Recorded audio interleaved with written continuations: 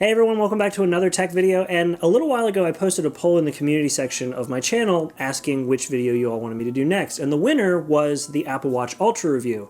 And then when it won, I realized that I haven't actually been using the watch long enough to have a full review ready, but I have been using it long enough to put together 5 things that you should know if you're considering buying the Apple Watch Ultra. So let's get started. So yeah, I know that I'm already really behind in terms of the Apple Watch Ultra and videos coming out for the Apple Watch Ultra, but I don't have the same kind of money that other YouTubers do because I don't do this as my full-time job. But now that I have it, I am super happy to share with you guys some of my experiences and, of course, some of the things that you should keep an eye out for. And one of the things that you probably are already aware of is the price, but this is the first thing that you really are just going to have to wrestle with. So yeah, there's no getting over the fact that this is an $800 smartwatch. It is very expensive. However, it is only an $800 smartwatch. And I'm not saying that like, oh, it's only $800, it's cheap. I'm saying it's only $800 as in that is the only price you will pay, period, to get an Apple Watch Ultra, because when it comes to the options, it's kind of like Ford's Model T. You can have any color you want, as long as it's bare titanium with a sapphire lens and an orange button on the side. So you only get to pick your bands. And I feel like it's like this because Apple's trying to sort of hyper-focus the Apple Watch on a very specific group of people, the more extreme folks, the people who are super athletic, the people who want to take it underwater but not worry about the water resistance rating not keeping up with diving, or people who do long runs and want the battery life to keep up with them. And that's pretty clear by the marketing. And overall, I feel like they are pretty much just going to make one version of this with band options that accommodate the sports that they are intending to let people use this with. And I say let people use this with because it's very clear that with some of the apps included and some of the other things that they added with the exercise options, that they were very clearly targeting a specific set of activities. So yeah, in terms of pricing, it's a lot, and if it's something that you don't feel like you can justify for the amount of use your Apple Watch gets or the amount of use that your smartwatch in general gets, it's completely understandable. It is not a cheap product. Something else that isn't cheap, and something I actually bought 2 versions of, are the bands. And this is the second thing that you're going to want to keep an eye out for, and something I actually wish I knew more about before I bought the Apple Watch, because for reference, I kind of sequester myself from the product reviews until I actually get my hands on the product.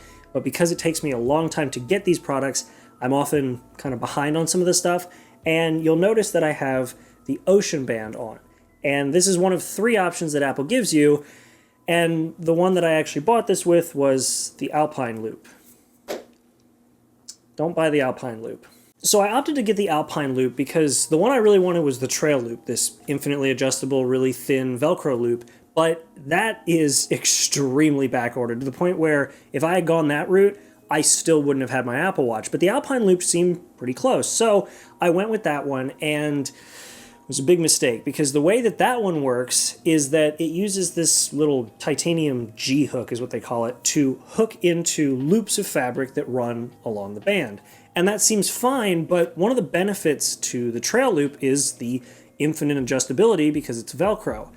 By putting loops on this band, the Alpine Band, you are now restricting the options that you have. And I've tried both the large and the medium, and I ended up going with the medium, but either one, the furthest one out that I can take is too tight, and then if you go one back, it's too loose. So I don't recommend that Alpine Band, or if you're looking to get the Alpine Band because you do like the design, try it on first at an Apple store. It's going to be worth it because you'll know before you buy it if it's going to work for you or not.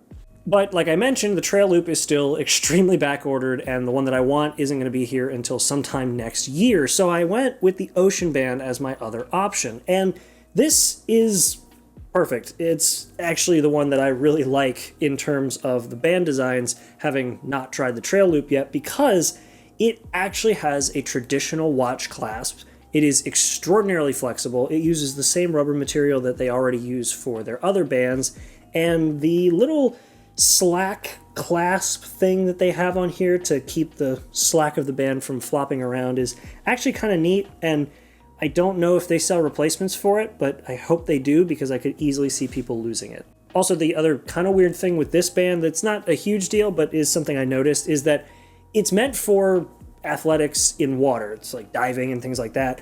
And it's got these little holes in it to help it be a little more stretchy, which is why it fits so well. But those holes hold water really, really well. So the first time I got it wet, I kind of shook my hand after I got out of the shower and it just splashed water all up my arm. So just something weird to keep in mind.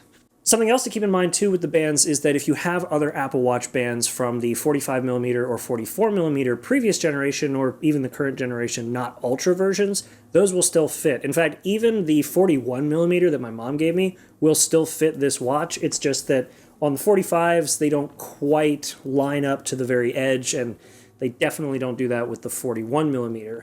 And you can actually take the full Apple Watch Ultra bands and put them on the smaller regular Apple Watches. So that's actually really cool. And while we're comparing the two different Apple Watch types, let's talk about the biggest difference, which is the third thing on my list, the size and the weight.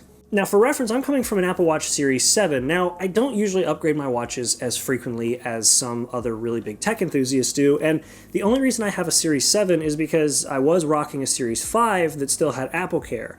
And I broke the screen during the pandemic and all the shortages, and Apple's only option was that they could send me a full-on Series 7 to replace my Series 5. I wasn't going to turn that down. However, I've always gone with the aluminum models. This is an aluminum model with the Ion X glass, and I get it because it's light, it's very easy to wear on the wrist. It's just overall a pretty solid watch. And I was worried that by going with this, it was going to be significantly heavier. And, well, yeah, it's actually not that heavy at all. Now, before I started using smartwatches, I used to wear a diving watch that was titanium with a sapphire front cover. And it was about as big as this, so in terms of watch sizes, this is not really that bad. It might be a bit too big for some people, considering it is a 49mm watch, but overall for me, it's not too bad. And on top of that, again, the weight is fantastic in my opinion. It's not too heavy. I've worn the stainless steel ones before. They are very heavy. This is very light compared to that. But I will say, after I got this and I did start watching a few reviews, MKBHD mentioned that one of the benefits that regular watches have is that they taper, and so that allows the band to fall a little more naturally on the wrist. I feel like that's an issue that people who have much skinnier wrists will notice, because in my case, this band and this watch together fall just fine on my wrist, and I feel like that's because this watch is not as wide as my wrist, and that probably helps the band fall a little more naturally. My dad has very thin wrists, and when he put this on, it did exactly what MKBHD mentioned. So for some people, it's probably going to be very big. In fact, for a lot of people, it's probably going to be too big. But for people who are fans of, I don't know, G-Shock or Invicta's old Russian diver series, I think this will be pretty reasonable. And for people who are worried about the weight, don't be. It's titanium. It's durable as hell and still extremely light. And as I mentioned, with the body being made of titanium, the display glass is sapphire crystal, which means it is very scratch resistant, and underneath it is number 4 on my list, which is the display. So the very first thing I noticed when using this display is that it is very bright. I was using it outdoors when I got it, and it was super easy to see. I thought that this one, the Series 7, was extremely easy to see, but this with a 2000 nit peak brightness is extraordinarily bright, to the point where it's almost distracting, even in the always on display mode where it's not fully bright, just because it is still so visible. So if I'm like sitting somewhere and it's just kind of resting on my lap and it's off in the always on display mode, it's still bright enough that it looks like the screen is just turned on. Now, while Apple does give us a brighter and bigger display, they do take away something that I personally found very cool with the Series 7, which is the curve to the glass. This is completely flat. Understandably so, because they run the titanium up to the very edge of the glass, so that if you happen to side impact this watch, the display glass itself is less likely to take an impact. The other series watches, including the current Series 8, have that curved glass, and on the 7 and 8 specifically, it curves around the edges to the point where the watch face feels more, I don't know, realistic or natural, just because it feels like there's actually something curving under the display glass. Whereas with this, it's flat. You're either looking at it just off to the side where it's not at a harsh enough angle that you can't see it, or it's completely flat away from you and you're not looking at it. It's fine. I think that the curve on the Series 8 and the Series 7 is cooler, but for this, it's not the end of the world, and for the extra durability by having the solid titanium bezels around it, I'm willing to make that trade-off.